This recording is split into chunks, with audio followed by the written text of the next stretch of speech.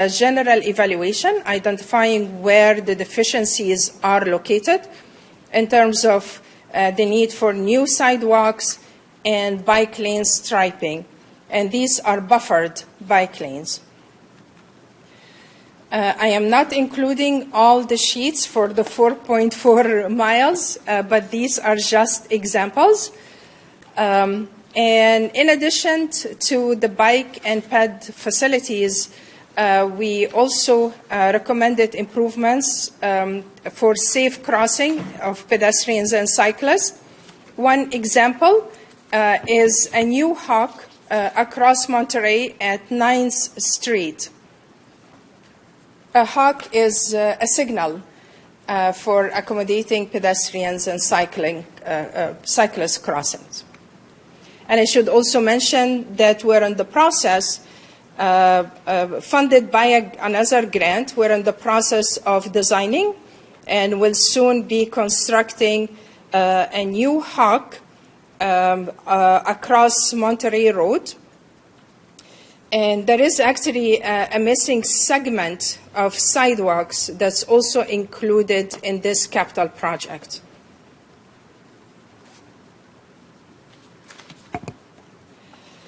Which will take us all the way from the city borders on the north side to the city borders on the south side, where it connects with the Caltrans right-of-way in proximity to US 101.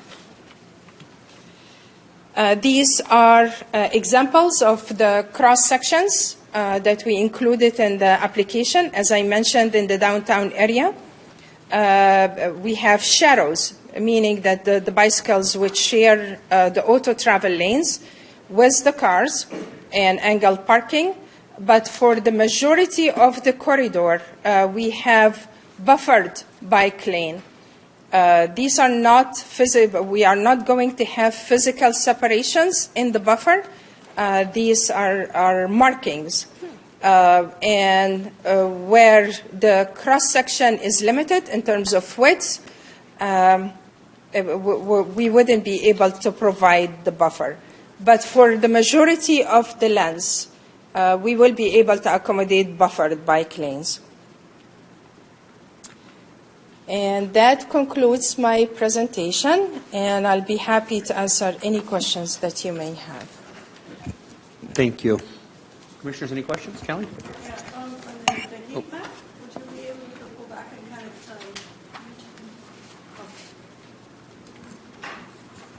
of this one. Could you explain what we're looking at and where that is?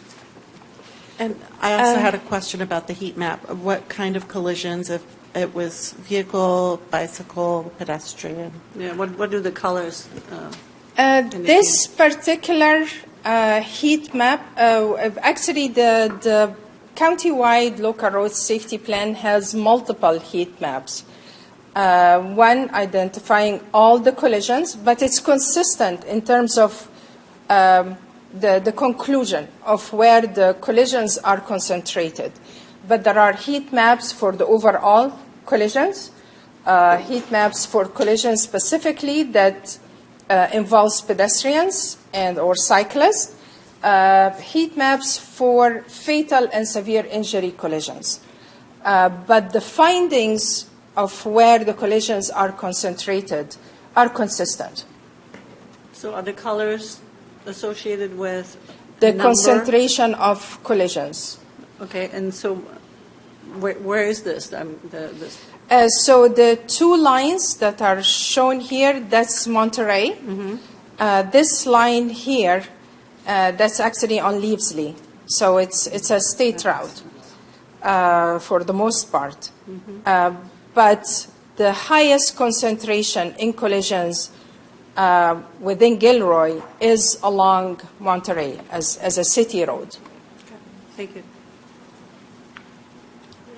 So I have a couple of questions. First of all, thank you. This is great. When you request these $2 amounts, is it a yes or a no on the full amount, or is it possible that they will fund partially? It's possible that they would fund partially. And at that point, we would communicate with them on possibly reducing the scope to segments rather than the whole lens, or in identifying specific improvements that they are mostly interested in. And we would focus on pedestrian and bicycle facilities where we have higher density of land uses, where it would serve like schools or depending on the surrounding land uses. That would be the priority. So then, just a couple more questions. Historically, do they fund fully, or historically, do they fund partially? Most commonly, they would fund totally. Okay. However, the funding in Cycle 7 is close to $600 million only. And ATP includes funding from federal and state funds. And the application that we submit actually goes through also for possibility of regional funds. So that's why the information from your discussion today and the minutes I will be sharing with MTC because we're pursuing regional funds as well. The application would be considered for federal, state, and regional. Okay. So I was going to ask if there were other resources of supplemental funding. So would that be the regional funding then? Yes. Okay.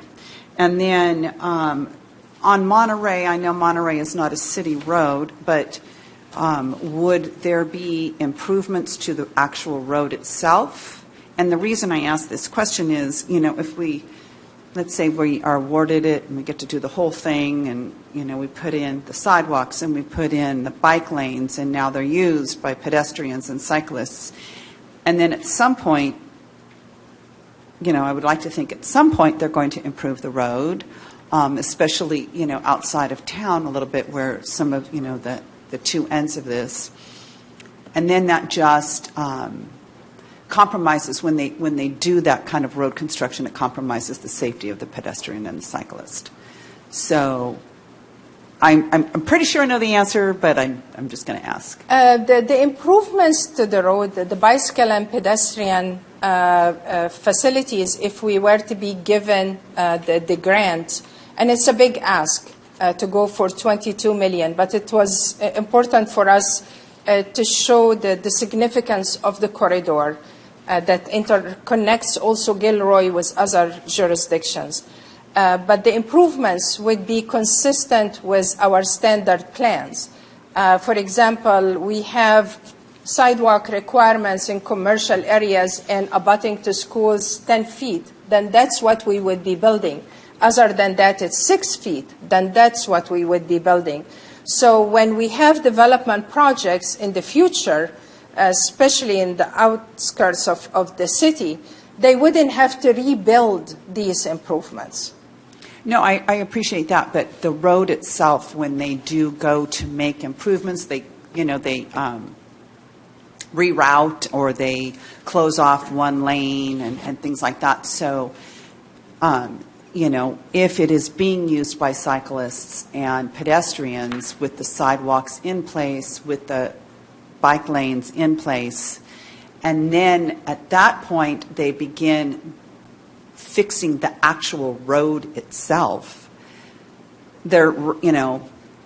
I think it compromises the safety of the cyclists and the pedestrians. And so I was just wondering if the potholes and things like that would be a part of this grant.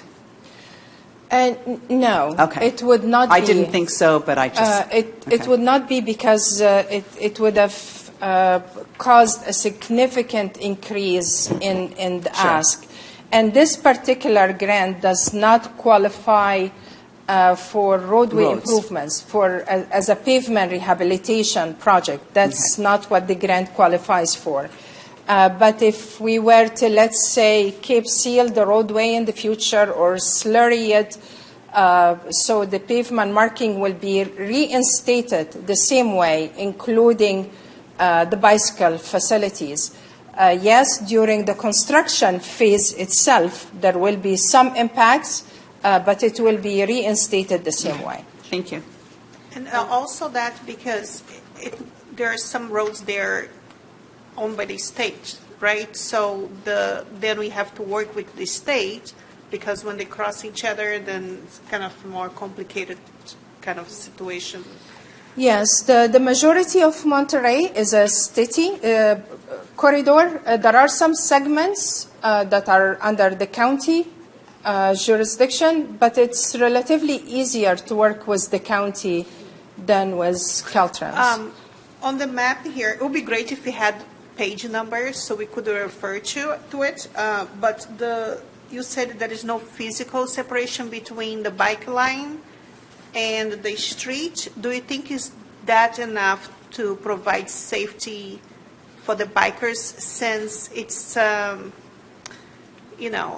car they pass by in high speed, there is not enough lights there? It would definitely be safer than what we have today. But the physical separation, such as putting curb lines in the buffer or delineators, yes, it would provide physical separation and it would enhance visibility, but it will increase also the cost of maintenance.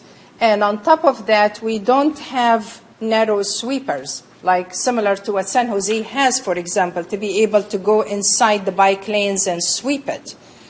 So the maintenance of the cross-section of the whole pavement width happens at the same time. That shouldn't be part of it. Also, keep in mind the future, the maintenance, because as of for now, maybe a lot of bikers, they avoid that area for that reason because it's not safe. But then if you put a bike line there, that's better, but it's still not really safe. Like, is that not going to make things worse?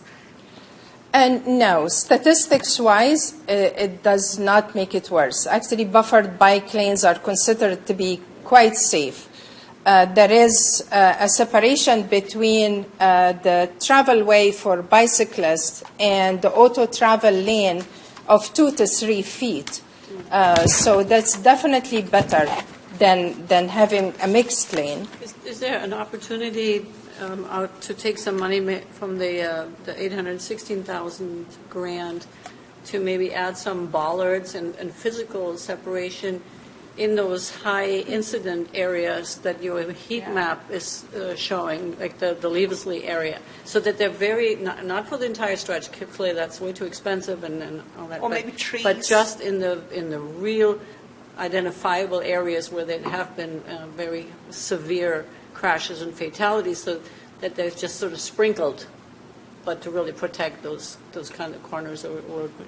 Just to clarify, these are 2 different types of grant applications. The Bicycle and Pedestrian Action Plan is a planning document.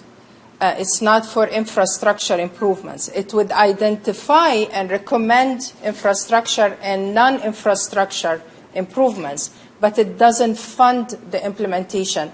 And the application itself is under the planning category of the ATP grant program. I see. So we cannot take some of the money and build with it. Okay, so we would have to do local matching of some sort in the future. It will give us the recommendations based on detailed analysis, and then it's upon us to apply for other grants or to fund it some other ways. We have a project, for example, in the CIP for safe routes to schools. We have multiple projects that we could utilize to implement these improvements. Thank you. I think it's page 13 because, again, we don't have a number here. So there is a bike line stripping here that kind of, it jumps. It starts like closer to the sidewalk and then it jumps to the middle of the road. And so what's the plan for that little area? Is that like a sign or, because it's not really clear what the transition will be for the bikers to, that one. So that's the one? Yeah. Actually, In some cases like that, it's a continuation of what's existing. So we have a segment of sidewalk already, and we're continuing with the construction of the missing segment of the sidewalk. But it's not part of the, make it safe to make a transition, just because it exists and it's there. So what's the transition that will make it more efficient and safer for the bikers? I realize that the photo and the aerial map is not to the size that would show everything, but the pavement marking is to standard, and there is always a transition. And bike lanes specifically cannot start or end at a mid-block location. It has to be intersection to an intersection. But when it's shown this way, it means this is the missing segment out of what we have out there. Okay, and just one more question. On the sidewalk, are you planning to provide some sort of like benches or trash cans or any kind of No. any kind of tool to support the the people who supposedly gonna walk there? Because on that area there is actually a lot of fires due to people throwing things out of the window, or there is not that many people walking there, but garbage can, I guess, may help a little bit, with the fire kind of situation and the amount of garbage that gets on the side of the road. You make a good point, and when I'm saying no, it doesn't mean that I'm not agreeing with you in needing these amenities. I'm simply saying that the grant application didn't include these amenities. We focused on the basic infrastructure because it's an expensive project to start with. $22 million when all the funding that's available, $600 million, it's a significant ask considering the size of the city. So we try to focus on the basics, and then we can build upon that in the future. How did you get to that estimate? Because it seems like, I don't know, maybe it could be a little high, for the what you guys are trying to provide. The estimate is actually an engineering estimate, and it includes pavement marking, it includes curb and gutter, it includes any utility works. From just one company? From just one? No, we developed that ourselves. Okay. Based on the unit cost and the square footage, or let's say curb and gutter is the linear feet. This is something that we do on a regular basis for any CIP. We don't request it from outside consultants. Thank you. I kind of have a historic question. The ATP, has Gilroy applied in the past, and how successful have we been in obtaining ATP funding? Yes, we did apply in the past. It was not successful, but we actually, the fact that the majority, it's unfortunate and at the same time fortunate to increase our chances in obtaining funds. The fact that the majority of the city is designated as disadvantaged communities works in our favor. When do we anticipate hearing about either of these? Is there any sort of timeline? It should be by the end of the year or early next year. So I had a couple questions and just been listening. So the second grant for the almost 22,000. So say again, what? 22 million. Yeah, 22 million. Thank you. Yeah, that'd be really a good price. Huh? We're really frugal here. I wanted to know, so for clarification, that plan is already in place, and so we're looking for funding to move forward with the implementation of that plan, correct? Yes. although if we don't get this grant, because other grant programs are even smaller, so we may have to segment the corridor and apply again until we're successful. Okay, and then I think Commissioner Ramirez asked, so there's no actual, we're not going to be doing any paving or coating of Monterey at all. We'll just be adding these features to Monterey. Yes. Okay, and then I should mention, however, that, for example, in our fiscal year 25 pavement rehabilitation project, we are going to be resurfacing a portion of Monterey. So we're gradually working on it. Yes. If we were to get awarded these funds, by the time the funds become available, that's not going to be before mid-next year. okay. That was going to be my next question, that obviously if we are going to be repaving any part of Monterey, I would assume that would come first and then we would implement this. Yes. Okay, and then I found the study that you mentioned in here. Do we know how they obtained the collision data from 2015 to 2019? Is that city reported, or how do they? They rely on SWITRS, which is a state database, and they typically supplement it with collision data from the individual jurisdictions. And I know that the city of Gilroy was part of the development of this county-wide plan, so they were participating in the consultation on a regular basis and in providing and sharing data. Okay. When you developed this plan, did you consult any kind of bicycle and pedestrian group? Because here in Gilroy, there is a group that's very active, and they are the one who ride the bikes. They know better than us. So did you have any feedback from that group specifically, from the people who actually use? Not yet. We've actually communicated with the group that you're referring to. They are called Bicycle and Pedestrian Advisory Committee. So we are in communication with them on other projects, but we haven't consulted with them on the grant application. If we get the funding for development of the plan, they will definitely be part of the that would be engagement great. process. Yeah, that would be great. Great, thank you. If there's any more questions? No? Thank you so much. Thank you. Sure. All right. I'm going to open it up for public comment.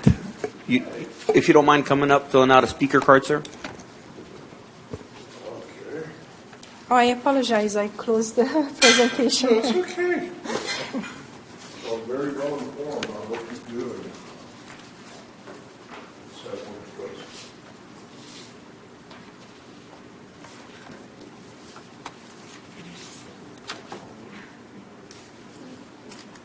John Flowers, J.O. And by the way, this is just a summary of the plan that you submitted to the grant, right? Oh, yes. Okay, yes. That's what, yeah, thank you. Because on the maps here, they don't have as a reference where the heat map comes from. Those kind of basic things, those details that I think it's very important. You mean these exhibits? So the heat map, for example, it doesn't have the source. Where did you The got this? the source is right there. The source is the county-wide local road safety plan. That is the source. And is that any specific page, specific, because they have to go to a plan instead of going to a specific location to try to find the heat plan? I found it online after you were finished with your presentation.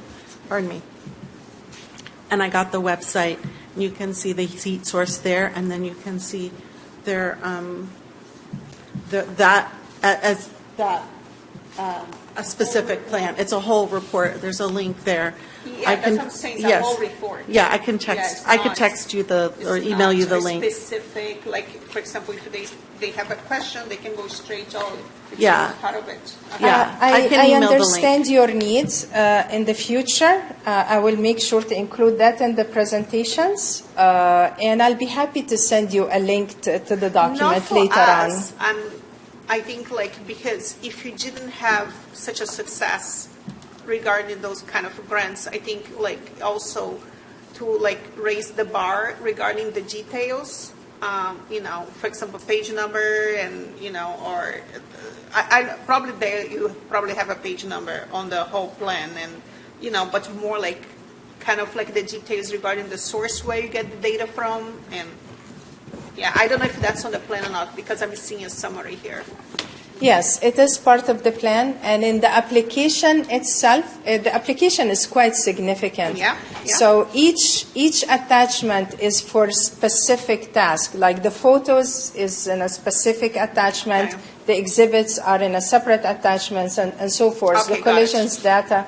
Okay. So the application itself is very clear to the reviewers. Okay, thank you. Great, thank you so much. Open for public comment, sir. You've got 3 minutes. Yeah, I think it's a wonderful idea what you're trying to get accomplished, but there's an old term of putting the cart before the horse. Have y'all walked on the Gilroy City sidewalks lately? Just in town? Sidewalks on Leavesley? Yeah, I clean some You of them. understand the damage? This is just public comment, commissioners. Yeah, thank you.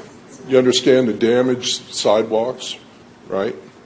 When I first moved to Gilroy in 2006, the front of my house where the sidewalk was, there were red lines. And I asked one of the neighbors about it, and they go, well, you need to fix that. So I thought, well, this is a city sidewalk. And they go, no, you're responsible. The homeowner is responsible for the sidewalk in front of his house, is what I was told. And the reason the sidewalks were damaged was when City of Gilroy decided to become a tree city. They planted trees where the roots expanded out and damaged all the sidewalks. So I think it's wonderful you guys want to fix Monterey Road, which is kind of another main drag to go into Gilroy. And it'd be nice to have bicycle rides and stuff. But I think we need to focus a little on the sidewalks in Gilroy because, like now, been going through these heat waves. People at night go for walks at night to get some exercise when it's cooler. And a couple of times, I've almost fallen flat on my face because you don't see the damage to the sidewalk at night. So my understanding was originally the city of Gilroy had a plan or a program where they paid half the cost for repairing the sidewalks. Is that still in force? Yeah, there is the 50/50, and I think it's now the 20/80. If I may use this opportunity to Can you share pause more the time for information public with you. comment? I appreciate that. Okay. After you finish your comments, I'll okay. be happy to. Yeah, well, now you say it was 50/50, now it's 20/80, is No, that? no. Oh, it's not, okay. Why don't you well, that's finish the your main point I public wanted to comments, ma- and then she can reply, but it's not yet. She can just give you some information. That's what I just wanted to bring up. Before we extend sidewalks and put sidewalks leading out of Gilroy, we need to focus on some of the sidewalks in town. There's a lot of new homeowners, and they don't realize that they're responsible for the sidewalk in front of their house, So when you walk down Leasley, get past Carmel Street or whatever, you look at the sidewalks and they're heavily damaged. That's all I wanted to say. Thank you. Great, thank you so much. Thank you. That will actually is a good segue to use the opportunity and share more information with you. The property owner's responsibility to repair and replace damaged sidewalks and even within the landscaping strip, this is a state requirement. And it's a state law. and it's also in our city code. But the city has been sharing the cost of sidewalk replacements 50-50, and that percentage has not changed. What changed, because we haven't been progressing over the years in terms of the sidewalk replacement, because it was dependent on the property owners to pay for all the improvements up front, and then they would get reimbursed from the city for the 50% share of the sidewalks, not the rest of the improvements, because every category has its own percentage. So not all community members are able to afford this upfront fee, and they don't have the knowledge to hire a contractor and seek bids and select the lowest bids. It's a lot of work. So what we have done recently, and we got it approved by City Council on August 5th, is update to the sidewalk replacement program. It will be done under a single contract managed by the city, so it's going to be our responsibility to seek bids from contractors and select the best contractor in terms of scope, budget, and so forth. We would identify the locations based on our database, and we have a significant database of all the damage, so we're not starting from scratch. We also have a list of requests received from the community, over 140 locations. There will be a number of factors taken into account, such as school routes, for example, in prioritizing where the improvements would go. So the city would share the estimate with the property owners even before we do the work, so that we would give them a period of time to know what's coming and prepare for their share of the cost. That typically takes 6 to 8 months to seek the bids and do the work. Then we would invoice the property owners only for their share. And there is a payment plan. They can have up to a year to pay their share, which doesn't exist in the previous process. And also one of the provisions that we included in the update, any property owners that reside within their properties and qualify for the PG&E CARE program, they don't have to pay anything. If they qualify for public assistance, the city will pay for all the cost of all the improvements, but they have to prove that they qualify and are enrolled in the PG&E CARE program. We're expecting that we will be able to establish more improvements and be more efficient in implementation of the program based on that.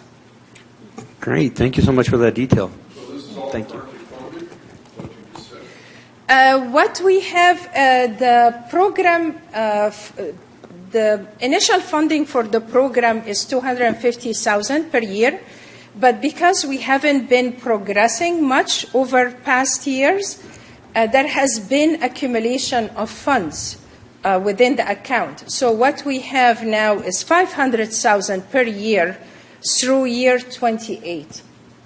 And that's what we will be using to implement the improvements citywide. Sorry, I don't want to cut you off, but thank you so much. If there's Thank further you. questions, I think the public Yes. can reach out directly. Thank you so much. Thank you. All right, moving on to 7.2, Planning Commission Annual Presentation to Council. Cindy. Yeah, it is.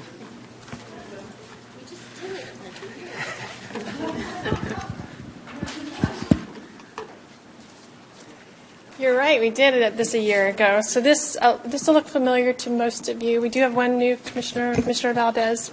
So each year we present to the City Council what we've done for the previous year and things that are coming up on the agenda. So I'm going to walk you through that. Tonight's presentation is a draft, and we'll come back to you again in October. and we'll refine this presentation. Last year, we suggested some projects, and then we tweaked those and came back to you. So that's what we're going to do tonight. So I'm just going to walk you through the draft. And we're going to be presenting this to the City Council the day before the election. So we'll keep it nice and light. Just one general question. So, for example, for this, going back to the active transportation program, if next time you can put it, the name of the person who developed the plan, it will be great, because that is, for us here, there is nothing. I'm pretty sure the package that, probably is there. But Okay, thank you. All right, so as an overview of the commission, it is a 7-member body which acts as an advisory body to the City Council, and you review a variety of different application types as listed here. The commission meets monthly on the first Thursday at 6 p.m. in the council chambers, and more frequently as necessary, including a study session we have scheduled in 2 weeks. As I mentioned, we have 7 commission members, and they're listed here. And coincidentally, Mr. Fugazi is in the audience, and I wasn't expecting you, but we want to thank you for your service. And commissioners serve a 4-year term. So these are the items that we reviewed last year, or this year. So at the beginning of at the end of last year, you reviewed the accessory dwelling unit ordinance changes. You reviewed, this year you reviewed an architectural and site review for a self-storage facility, the historic plaque out at Highway 152, a tentative map for 3 Glen Loma Ranch neighborhoods, zoning text amendments to implement the housing element. You received a presentation on the Miller Red Barn, and tonight we're going to be introducing the zoning ordinance update in our next presentation. And so when the chair presents this to the council in November, we'll have an update on that. The commission also received some training, and as tonight, you've reviewed some grant applications. So you received training on various rules and procedures, an overview of law concepts, complete streets, and then the grants. So I picked a couple of potential projects here, so you can let me know if this is something that you want to highlight. The self-storage facility. The Arts Commission is reviewing a mural, and so we can show that on this slide. So if you remember, the storage facility has multiple buildings, and there's 2 walls that have a mural on it. And the proposed mural has a red background, and it's a sports theme. And so you'll see that if you want to select that project. And then I thought it would be nice to also highlight the tree row plaque. And then if there's anything else that you want to highlight, we can bring back the images, and more information on each of these projects. So tonight we're starting an introduction of the zoning ordinance update. And of course, you're going to be, over the next year, you will be reviewing a variety of land use projects and probably more training. And then last year you asked us to include this slide, so I included it here. And I also put a couple of former staff members who retired in December. And that concludes my presentation. So if there are certain projects that you want to highlight, I can kind of go back to what you worked on last year. So one of the things in the training that wasn't included is the 3-day statewide training for planning commissioners. I think that, the League of Cities. Yeah, I think. I know. But that was offered to all of the commissioners. Okay.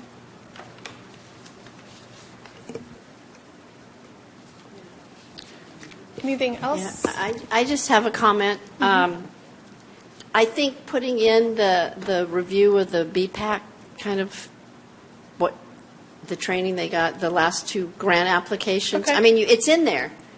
It's in there, but I think it's really good because we no longer have BPAC and it has come here. Okay. So it lets the council know that you have, that role is being covered by the planning commission. And that was a there's been specific. trained. Yeah, that was a specific question I got last year from a council member.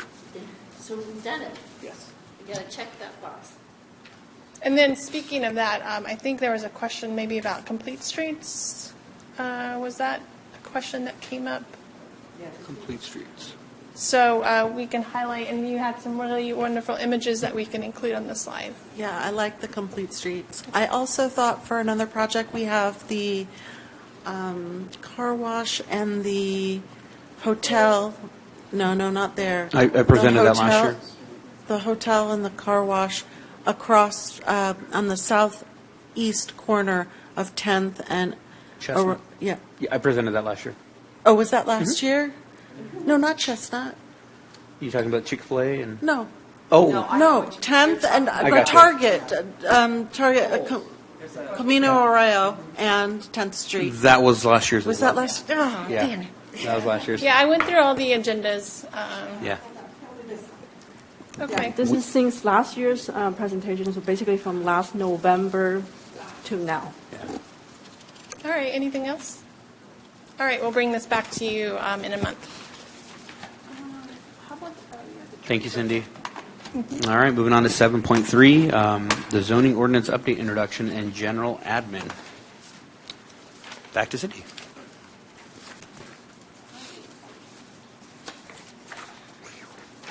So I want to preference my staff report that this truly is an introduction tonight. This is not a public hearing. No decisions will be made. We're really kind of introducing what you're going to see in the coming months. And when I use the word preliminary in the staff report, I truly mean that. You're going to be reviewing preliminary drafts. We're going to receive feedback from the commission and the public. We're going to make revisions, and we're going to bring it back to the Planning Commission with the goal to bring something to the City Council that a majority of the Planning Commission can support. So just that quick preface. Give you a little background. The general plan was adopted in November 2020. That was an 8-year process. It was interrupted by Measure H, and so there was a zoning update that was originally drafted in 2015 and 2016. That was all stopped with Measure H, and then it wasn't picked up again until 2021. And there have been a couple of different staff members that have worked on the zoning ordinance update. Coming up, there may be questions that you may have about the zoning ordinance update that I can't answer on the fly, but I will get an answer for you from the consultant. We've also had check-ins with the City Council just to let them know where we are, and one in 2021 and again in 2022. Earlier this year, we made some zoning amendments consistent with the housing element. Those were adopted in June. And then there are some additional items for that we told the state that we would do in 2024 and 2025 that will also be added to the zoning ordinance. So the existing ordinance has changed over time.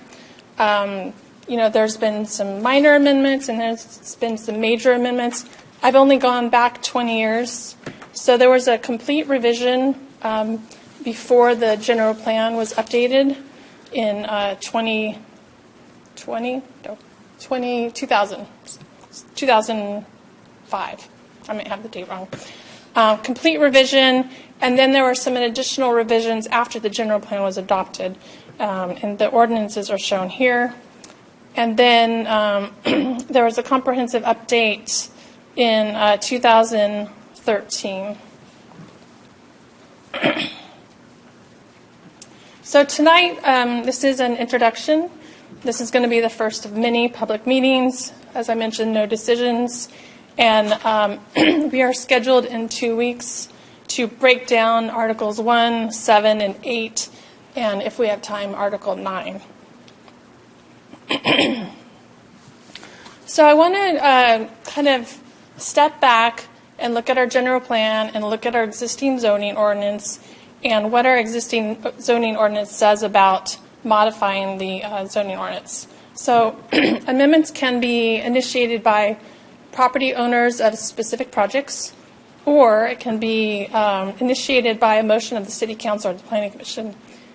In this case, the City Council has directed the Community Development Department to update the zoning ordinance, and so that is our task, and that's what we are doing. The Planning Commission needs to hold at least one public hearing to consider the ordinance or map amendments. We're going to have multiple meetings on this item. And then there are Planning Commission findings that are necessary to recommend approval. Generally, that the new zoning ordinance carries out the purpose of the zoning ordinance, and we'll get into that, and the applicable general plan goals and policies, and I'll highlight some of those tonight. I'm not going to read this, it's in your packet, but the general plan has a vision statement, and you should refer back to this often when you're making decisions and when you're reviewing the draft changes to the code. Similarly, we have 8 guiding principles, and those are listed here and there in your packet. We also have several land use goals, and so I'm going to quickly kind of summarize these. Protect and enhance Gilroy's quality of life, ensure the orderly development of Gilroy, provide a variety of housing types, encourage the growth and development of retail, office, service, and entertainment, make sure that Gilroy is an attractive place to live, encourage and support the development of new employment and industrial uses, and the retention of existing industry, support agricultural uses, encourage mixed-use development projects, support growth and development that preserves and strengthens the city's historic small-town character, encourage the growth and revitalization of downtown. So the existing zoning statement has a statement of intent. I'm not going to read it here, but if you compare it to the proposed purpose, it's generally the same, and we can take a look at this in 2 weeks. So I'm not going to read through this because we're going to get into it in 2 weeks, and but this information is in your packet. It's also on the website. This just is a very quick summary of what each article is intended to do and what you'll see. So the consultant prepared kind of a summary statement of, what's going, like why the zoning ordinance is being reorganized and reformatted, and it's written here, and we're going to include this in your packet in 2 weeks.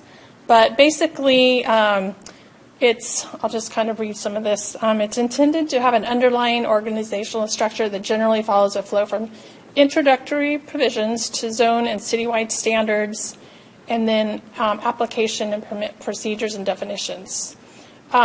It's going to be written in a way that architects and developers are accustomed to seeing.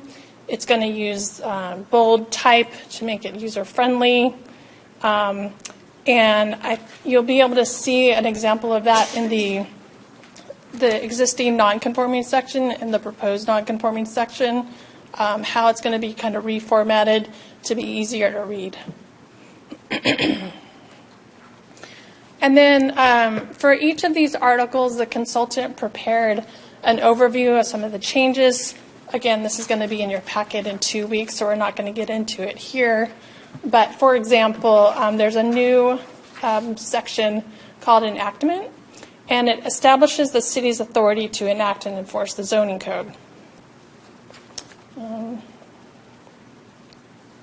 There's a new section called severability, and this ensures that if one portion of the ordinance is found invalid, unconstitutional, or unenforceable, the rest of the ordinance remains in effect.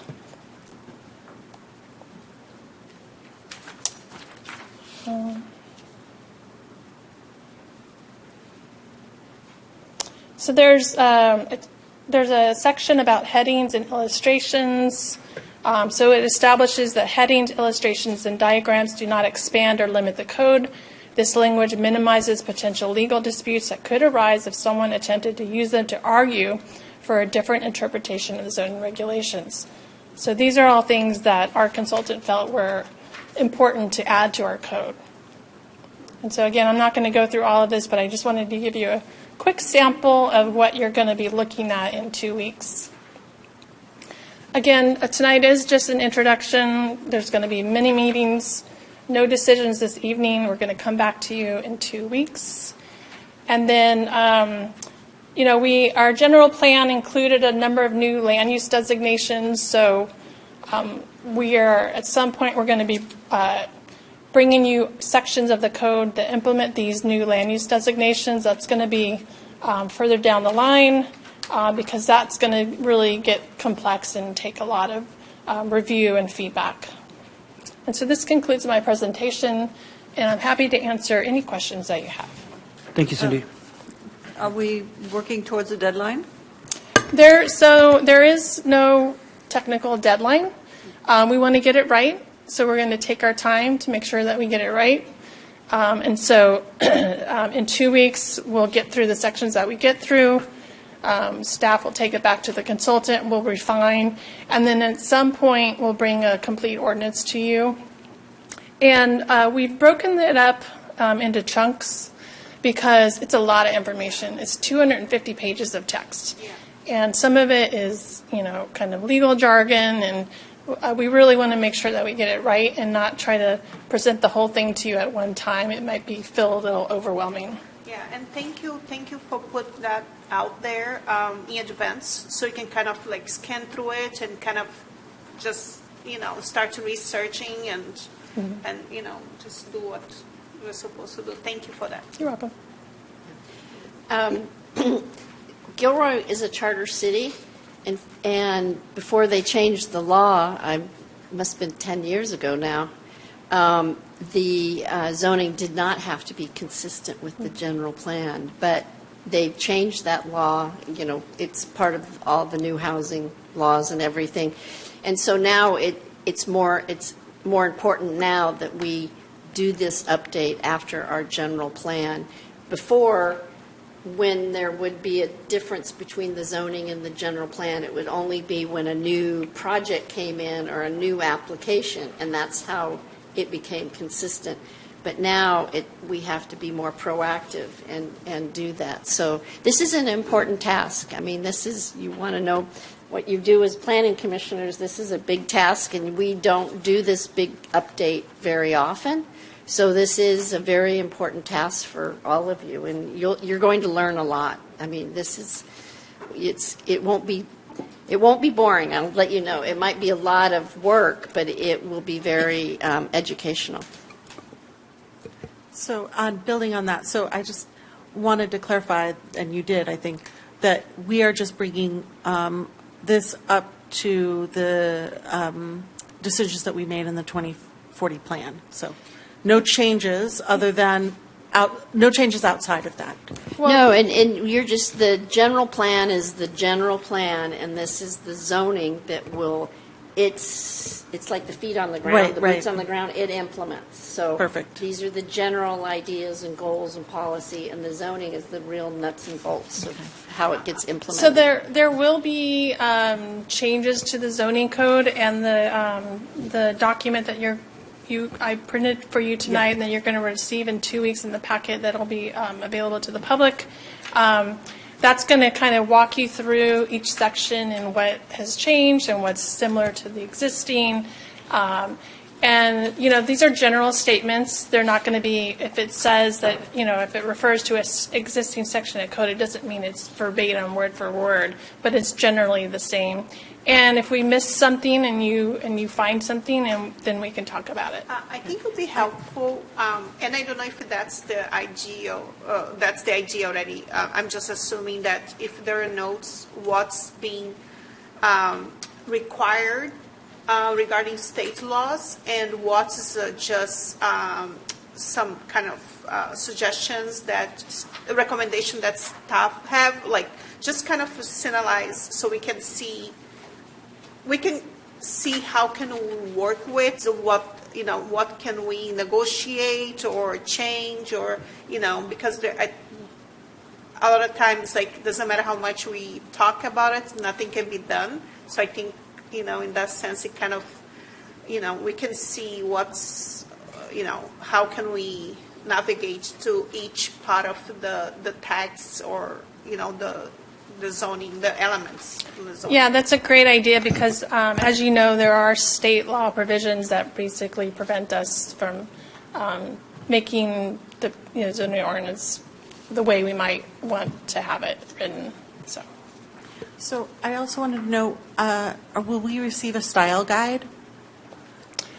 We do have a style guide. I need to dig it up, but yeah, there was a style guide. So it talked about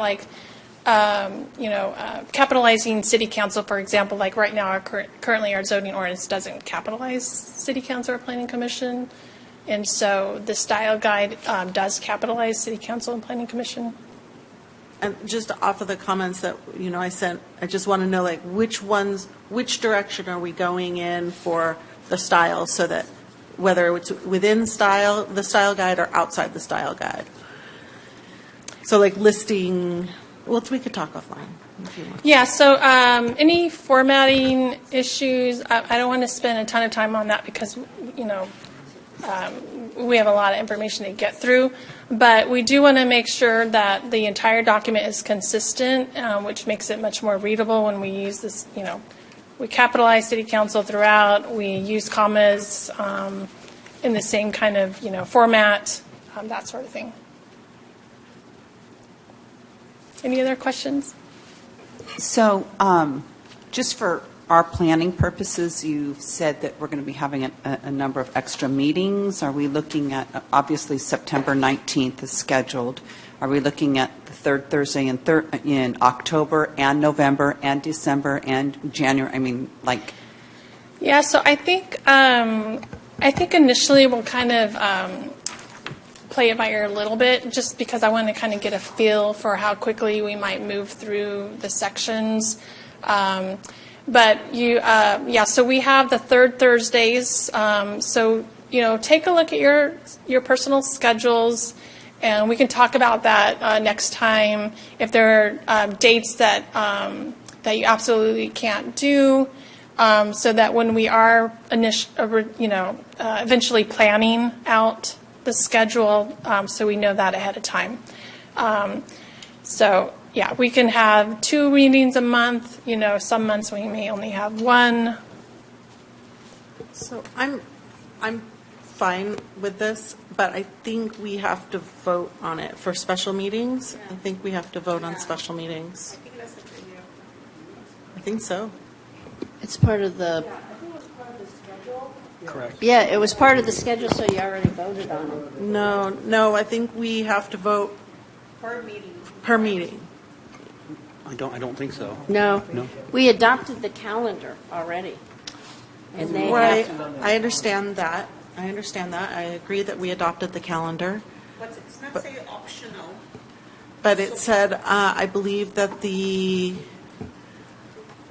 I don't know if it's in our charter or in the guide, that the special meetings need to be voted on. I mean, I'm fine with it, so I'm not concerned. When we come back on the 19th, we'll have that for sure. And if we need to adopt new meeting times and dates, we can do that then.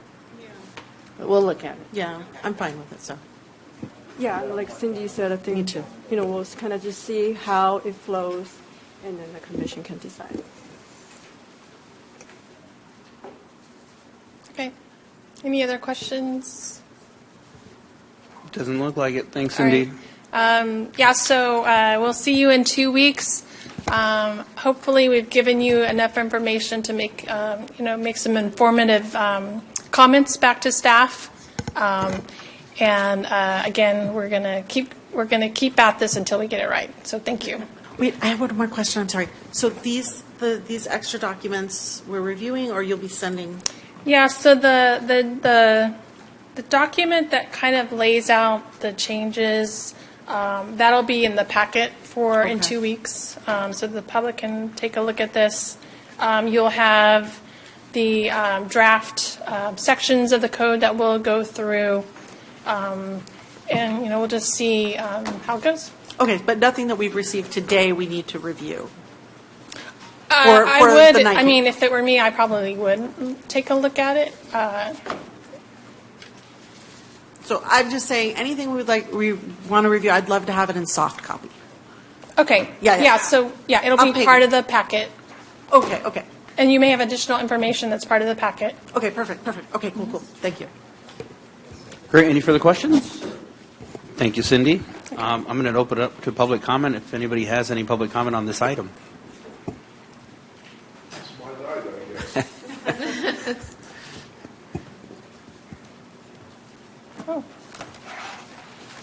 Since I understand you're I think you do need to fill out another speaker card. Sorry. See if I can remember my name.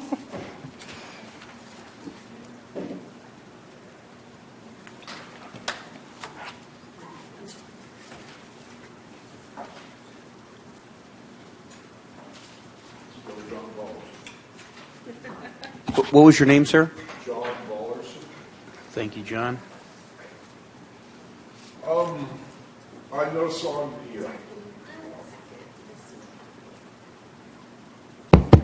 I notice on your screen you're talking about ADUs and making revisions to that, and that's fine. I have a question for you since you're in the Planning Commission.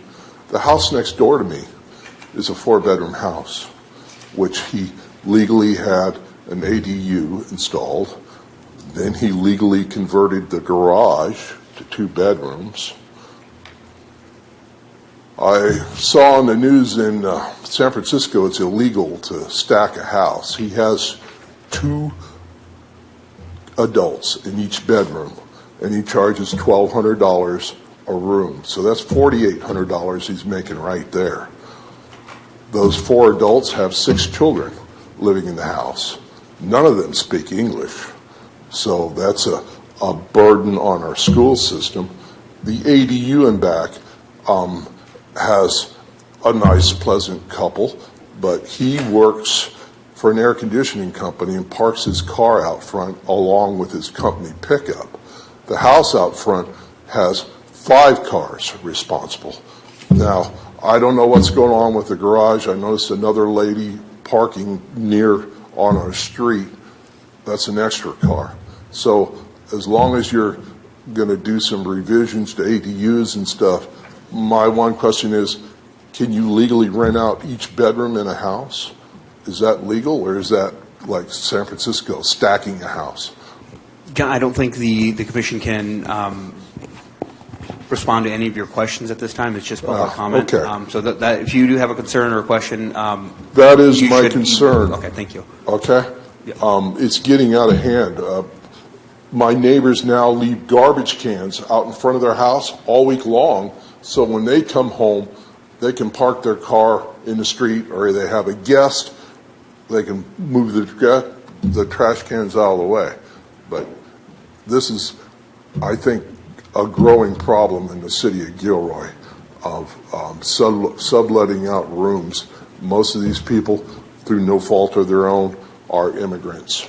And they pay cash. That's why they like to rent the rooms to them. All right, thank you. Thank you, John. All right. I'm going to move on to informational items. 8.1, Planning Division staff approvals. If you guys seen that sheet, there's only 2 items on there. Any questions for staff on that? All right, thank you. 9.0, Planning Division report. Sharon. No additional reports. Doesn't sound like it. Now it's on.